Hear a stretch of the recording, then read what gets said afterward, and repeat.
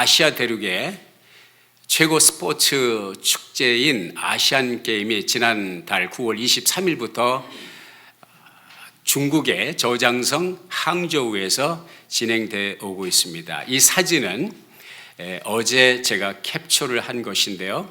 여자 복식 배드민턴 대회에서 세계 최강의 중국을 3대 0으로 꺾고 금메달을 차지하게 됐습니다. 할렐루야. 예. 즐거워하지 않는 분들은 다 북에서 오신 분들이나 아니면 아프리카 대륙에서 오신 분들이겠죠. 쾌거를 29년 만에 금메달을 차지하게 됐어요. 이번에 이제 목표가 사무인데 종합 성적 3위인데 지금 현재 3위를 달리고 있습니다. 또 계속 여러분들이 응원하시면 좋은 성적이 계속 나오리라고 생각이 됩니다. 금메달은 누가 땁니까? 끝까지 살아남는 사람, 끝까지 살아남는 팀이 금메달을 손에 거머쥐게 됩니다. 우리의 신앙생활도 마찬가지입니다. 사도 바울은 우리들에게 그런 말을 했어요. 디모데후서 4장 7절 8절에 보면 내가 선한 싸움을 싸우고 나의 달려갈 길을 마치고 믿음을 지켰으니 이제 후로는 나를 위하여 의의 면류관이 예비되었으므로 주 곧 의로우신 재판장이 그날에 내게 주실 것이니 내게만 아니라 주의 나타나심을 사모하는 모든 자에게니라. 스포츠 경주의 사도 바울은 신앙생활을 접목하고 있는 것을 보게 됩니다. 고린도전서 9장 24절 25절에 보면 사도 바울이 계속해서 말합니다. 같이 읽어볼까요? 시작. 경기장에서 달리는 사람들이 모두 달리지만 상을 받는 사람은 하나뿐이라는 것을 여러분은 알지 못합니까? 이와 같이 여러분도 상을 받을 수 있도록 달리십시오. 신앙생활은 스포츠와 같고 달리기와 같고 체전과 같은 것이다. 끝까지 살아남는 자가, 끝까지 승리하는 자가 최후의 웃을 수 있는 자, 최후의 행복자가 된다는 것을 사도 바울은 잘 알고 있었습니다. 그리고 그 목표, 그 삶의 뚜렷한 목표를 향해서 일평생 헌신하고 승리하는 귀한 아름다운 삶의 족적을 남긴 것을 우리가 알게 됩니다. 이것을 염두에 두고 오늘 본문 말씀 속에 함께 들어갔으면 좋겠습니다.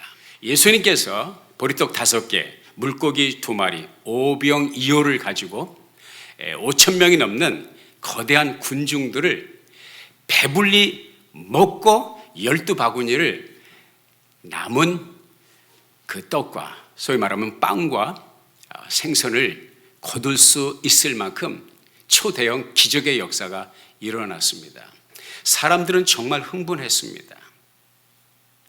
지금도 홈레스 피플들이 있지만 지금도 끼니가 어려운 분들이 세계 대륙에 많이 있지만 그래도 우리가 사는 우리 생활 환경 속에서는 끼니를 걸르기 때문에 쌀이 떨어져서 항아리에 바닥을 긁는 사람은 별로 없죠.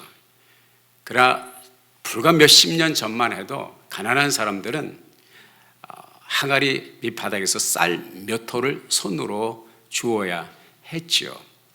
2000년 전 예수님을 따르던 그 군중들, 무리들 얼마나 힘들고 어렵게 이 양식, 의식주의 문제는 굉장히 저들에게 엄청난 삶의 큰 비중을 차지했죠. 배고픈 시대죠. 그런데 물고기 5개, 물고기 2마리, 보리떡 5개를 가지고 5천 명을 기적적으로 먹이셨다. 이건 보통 흥분할 일이 아니죠. 심지어는 그 예수님의 그 기적의 수혜자들이 예수님을 강제로라도 왕을 임금의 자리에 세우고자 했습니다. 왜? 그것이 가난한 로마의 압제 밑에서 고통당하는 이 이스라엘 나라, 이 유대 땅이 살 길이다. 그것을 잘 알았던 그 이스라엘 유대 군중들은 예수님이 임금이 되어주기를 원했습니다. 그러한 군중들이요, 예수님은 별로 달가워하지 않으셨습니다. 피하셨습니다. 피했어도 그 군중들은 예수님을 또 바다 건너 인산인해로 모여듭니다. 그 모여든 그 군중들을 향해서 주님은 엉뚱한 얘기를 하기 시작을 하십니다. 내가 하늘에서 내려온 참떡이다. 거기다 내 살을 먹어야 여러분이 삽니다. 영생을 합니다. 내 피를 마셔야 영생을 얻습니다. 생명을 얻습니다.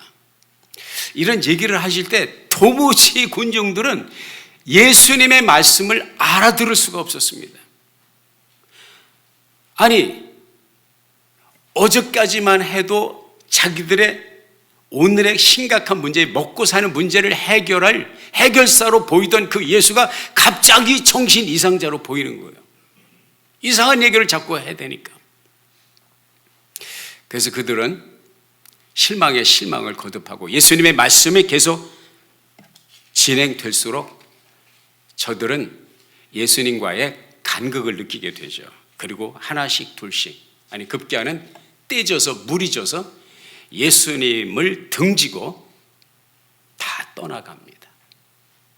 다 떠나갑니다.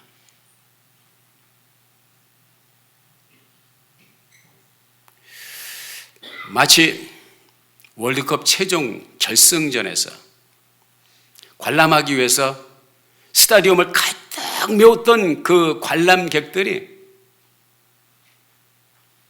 월드컵 경기가 알 수 없는 미지의 이유 때문에 갑자기 취소가 되고 관중석에 앉아있던 모든 관람객들은 썰물같이 다 빠져나가고 그 행사를 총책을 맡았던 그 한 사람과 진행을 맡아보았던 12명의 수행원들이 그 수만 명이 운집할 수 있는 그 스타디움에 딱 텅 빈 그 엄청난 스타디움에 13사람이 남아있는 그 상황, 그 상황을 맞닥뜨리는 영문 모르는 12제자들은 얼마나 당황을 하고 얼마나 충격을 받았는가 우리가 충분히 상상을 해볼 수가 있겠습니다. 그런데 설상가상으로 주님은 비수와 같은 질문을 제자들에게 던집니다. 너희들도 갈래? 너희들도 나를 등지고 떠날래? 주님께서 이러한 질문을 던지고 계십니다. 주님이 이 질문을 하신 이유는 무엇일까요? 너희도 가려느냐? 주님이 의도하신 것이 무엇일까요? 지금 갑자기 가뜩이나 충격에 빠져있는, 좌절에 빠져있는, 허탈감에 빠져있는 이 제자들에게 너희도 가려느냐? 이 질문의 내용, 그 이유는 무엇이냐? 나 너무 충격받았다. 나 너무 외롭다. 이제 내 인생의 마지막 보루는 너희들이야. 너희들까지 나를 등지고 떠나면 나는 누구를 붙들고 나는 누구를 의지하고 이 사역을 감당할 수 있겠느냐? 너희들을 마저 나를 버리고 떠나려느냐? 나 너무 외롭거든. 너희들만은 떠나지 말아주길 바래. 주님께서 이런 의도로 말씀을 하셨을까요? 우리가 신앙생활을 하다 보면 이런 충격에 빠질 때가 있습니다. 아니, 주님을 등지고 싶을 때가 있어요. 교회를 떠나고 싶을 때가 있어요. 신앙을 접어두고 싶은 때가 있어요. 부흥의 물결이 전국을 휩쓸고 교회마다 인산인해로 사람들이 몰려들고 놀라운 기적과 부흥의 역사가 일어나고 하나님의 복음이 약속하는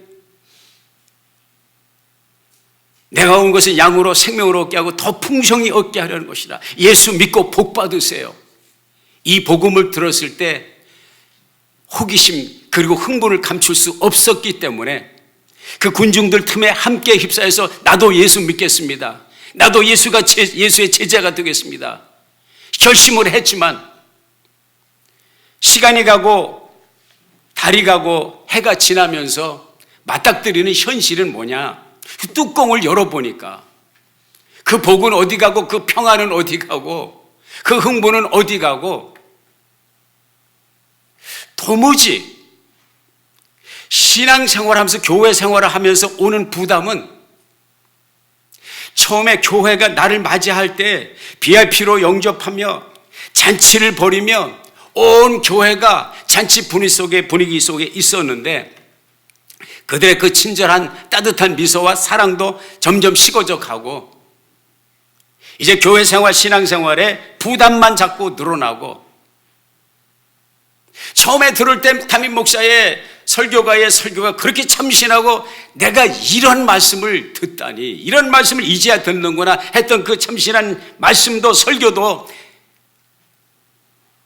해가 지나가면서 지루해지기 짝이 없고 우리 목사님은 맨날 하는 소리가 그 소리고 작년에 했던 소리 금년에 또 하고 금년에 했던 소리 내년에 또 할 것이 뻔한데 내가 여기서 무엇을 기대할 수 있을까?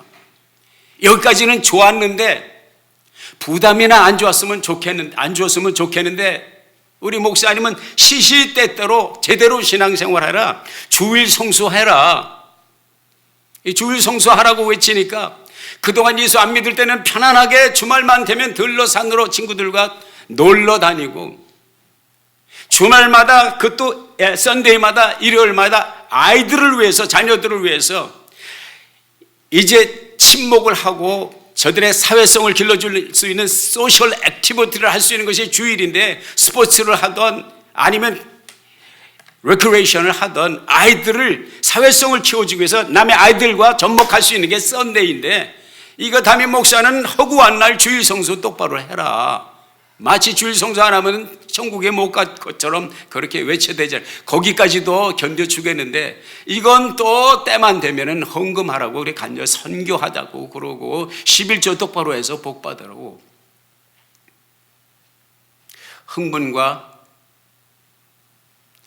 즐거움과 기쁨은 거품처럼 빠져나가고 점점 더 부담만 가중되는 이 교회 생활, 이 신앙생활이 점점 버거워지고 힘들어가는 상황, 현실에 맞닥뜨릴 때 그때 오는 생각은 예수의 오병이어의 기적을 체험하고 흥분했다가 알아들을 수 없는 소리를 계속 해대는 나사렛 청년 예수의 말을 듣고 이건 아니다. 돌아섰던 것처럼 TV에 현란한 광고에 현혹되어서 백화점에 가서 놀스트롬에 가서 그렇게 비싼 물건을 한 푼도 깎지 않고 달라는 대로 다 주고 크레딧 카드 긁고 했는데 처음에는 그렇게 기분이 좋고 정말 잘 샀다 했는데 날이 가고 달이 가면서 이거 제대로 산 건가? 이거 괜히 산 거 아니야? 이거 필요 없는 걸 산 거 아니야?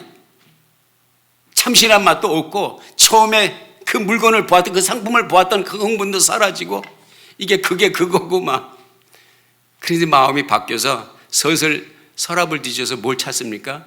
영수증을 찾는 것이죠. 반품을 위해서. 우리 예수 믿는 사람들이 저와 여러분이 신앙의 여정에 발을 디뎌놓고 반드시 겪는 홍역이 바로 이것입니다. 이거 잘못 짚었다. 나 더 이상 못하겠다. 재미없네. I need to get a refund. 심지어는 어떤 사람은 교회 가서 담임 목사에게 11조 반환해달라고 요구하는 그런 사례가 실제로 있었습니다. 11조 내가 지난 3년 동안 낸 거 반환해 주십시오. I need to get a refund. 영수증 다 있습니다.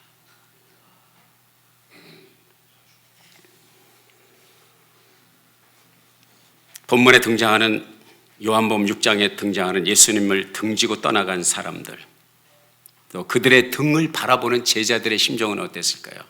그들을 욕했을까요? 그들을 저주했을까요? 저는 그렇게 생각해요. 이해가 간다. 나도 못 알아먹겠다, 예수의 얘기를. 이해가 간다. 나도 가고 싶다. 근데 그거 아세요, 여러분?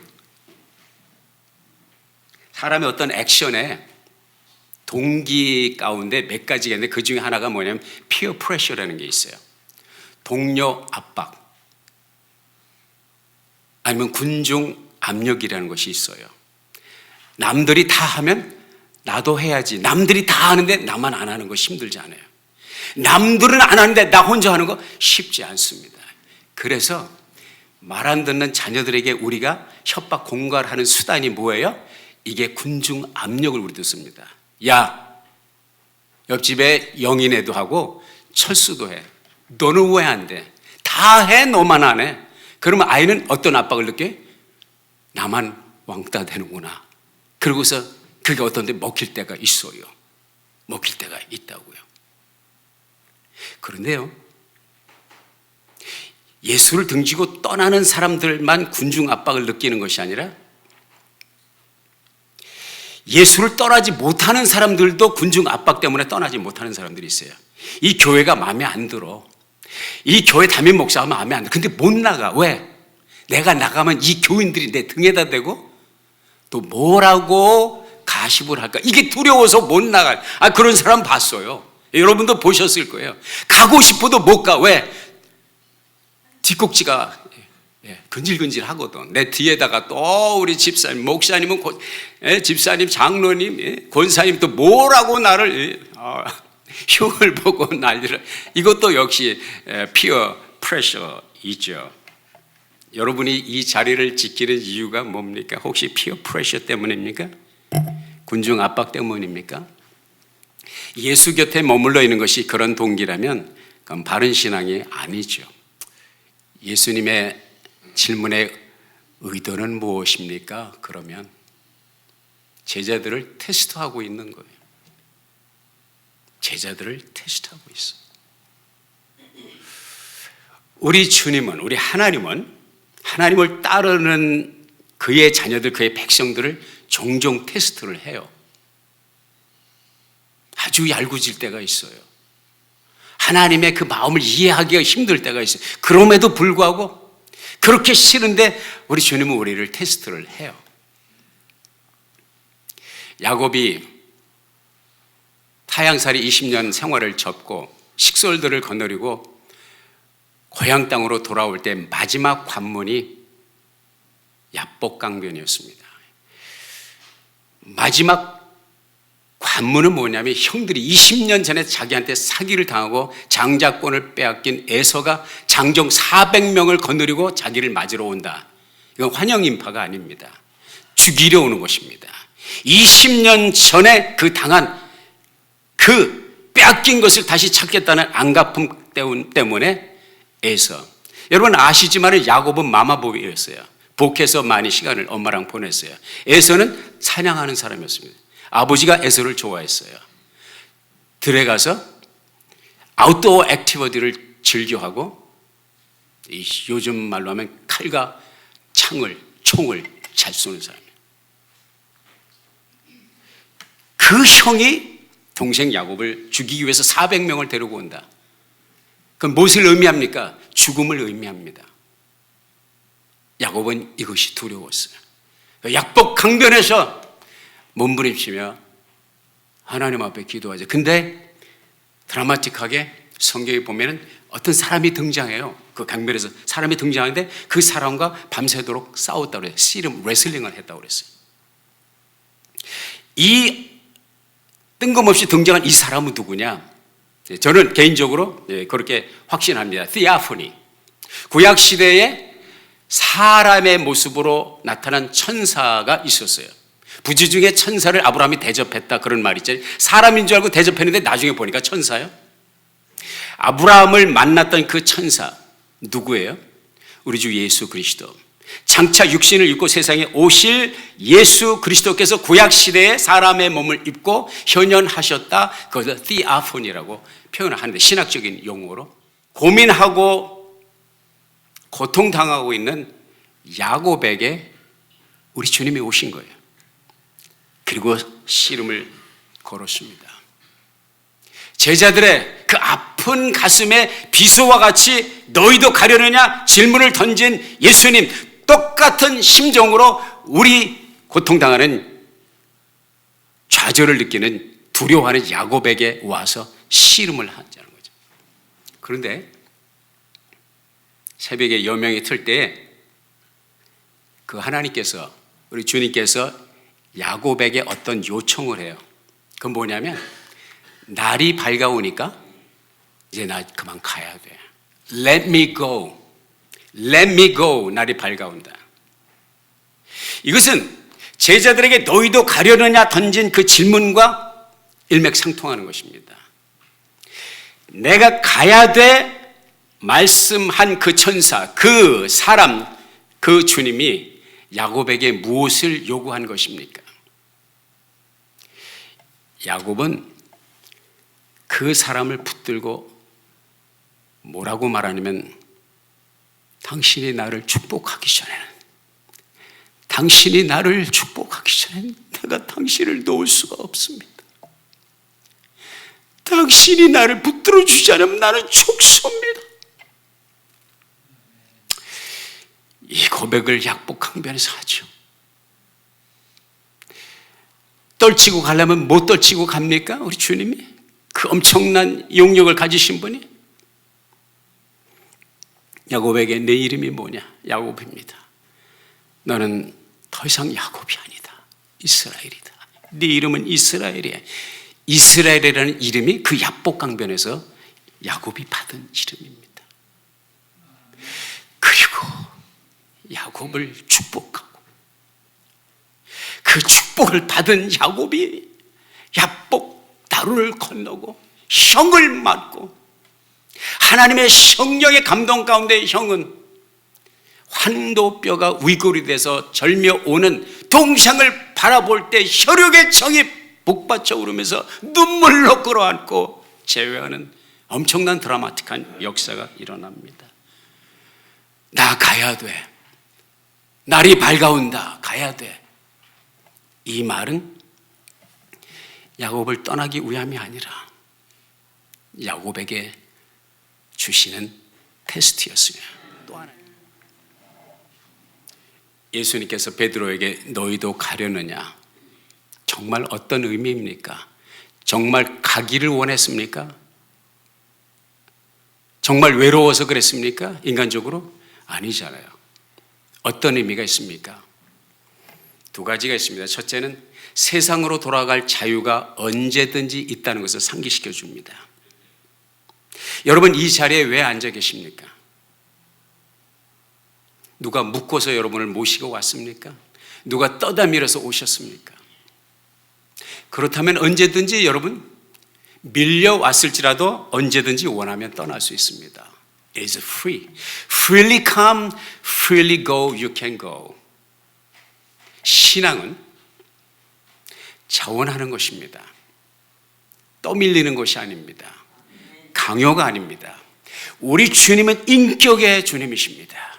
내가 문 밖에 서서 두드린다. 누구든지 내 음성을 듣고 문을 열면 내가 그에게로 들어가 그로 더불어 먹고 그는 나와 더불어 먹으리라. 주님은 문을 부수고 들어오시는 분이 아닙니다. 주님은 강요하시는 분이 아닙니다. 기다리시는 분입니다. 끝까지 기다리시는 분. 언제까지? 우리가 문을 열어드릴 때까지. 그리고 주님은 자기를 따르는 제자들을 줄을 메어서 쇠밧줄을 묶어서 못 가게 묶지 않으셨습니다. 너희도 가려느냐? 무엇을 의미합니까? 원하면 you can go. 떠나길 원해? 떠날 수 있어.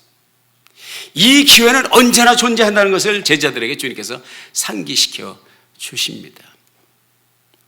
우리 주님은요, 주님을 따르는 무리가 억지로 구레뇨가 십자가를 진 것처럼 그렇게 따라오는 것을 원치 않으십니다. 주님은 자원하는, 자기를 사랑하고 자기를 추적하고 자기와 함께 하기를 원하는 이들과 일을 하고 싶어 하십니다. 시편 110편 3절에 이런 말씀이 기록되어 있습니다. 다 같이 시작. 주의 권능의 날에 주의 백성이 거룩한 옷을 입고 즐거이 헌신하니 새벽 이슬 같은 주의 청이 주께 나오는도다. 아멘. 너희도 가려느냐? 어떤 의미가 있습니까? 두 번째 의미는 자기 성찰의 기회를 주시는 거예요. 너희도 갈래? 우리 하나님은 이런 질문을 자주 던지셨어요. 아니, 창세기에 보면 창세기 3장에서 제일 먼저 사람에게 던지신 질문이 아담아, 내가 어디 있느냐? 아담과 하와가 선악을 알게 하는 실과 나무 실과 금단의 열매를 따먹었죠. 죄를 범했잖아요. 그리고 두려워 숨었잖아요. 부끄러워 숨었잖아요. 하나님이 물으세요. 너 어디 있느냐? 주님이 하나님이 몰라서 뭐래? 아니면 내 자신을 성찰하네. 너는 지금 어디 있니? 너의 나와의 관계 현주소가 지금 어디냐? 그걸 물어보시는 거거든요.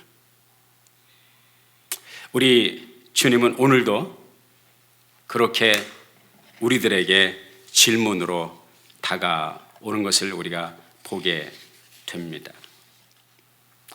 주님을 떠나는 이유는, 신앙을 포기하는 이유는 여러 가지가 있어요. 동료 압력 때문에, 죄의 유혹 때문에, 아니면 사람에게 실망을 해서, 교인들에게 실망하고, 교회 일꾼들에게, 사역자들에게 실망하고, 목사에게 실망하고. 여기까지는 그래도 견딜만 한데 마지막 최후의 펀치는 뭐냐? 하나님께 실망을 느낄 때.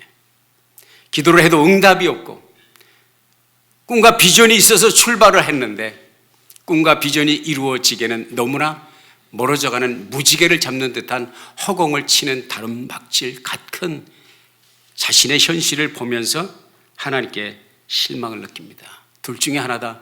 하나님이 안 계시든지 하나님이 계시다면 나한테 관심이 없든지 그때에 들려오는 음성이 있어요.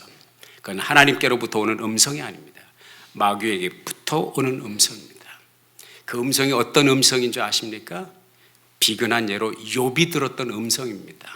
욥이 고난 중에 그 동방의 의인이라고 하나님께서 인정한 그 아들이 인생에 경험할 수 있는 최악의 밑바닥에 쓴 잔을 마시고 있을 때에 그 와이프가 그 힘들고 어려울 때 가장 그를 위로하고 소망으로 다가와야 할 배우자 미세스 욥이 하는 말이, 이 영감아, 하나님을 저주하고 차라리 죽어버려. 이게 누가 주는 음성이에요? 마귀가 주는 음성입니다.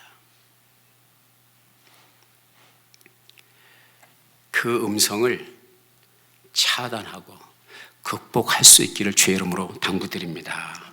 주님 주변에 군중을 선동했던 마귀는요, 오늘도 성도들을 선동하고 주의 일꾼들을 선동하고 주의 종들을 선동합니다. 너는 아니야. 너는 안 돼. 너는 버림받았어. 소용없어. 희망이 없어. 미래가 없어. 접어. 떠나. 그만둬. 포기해.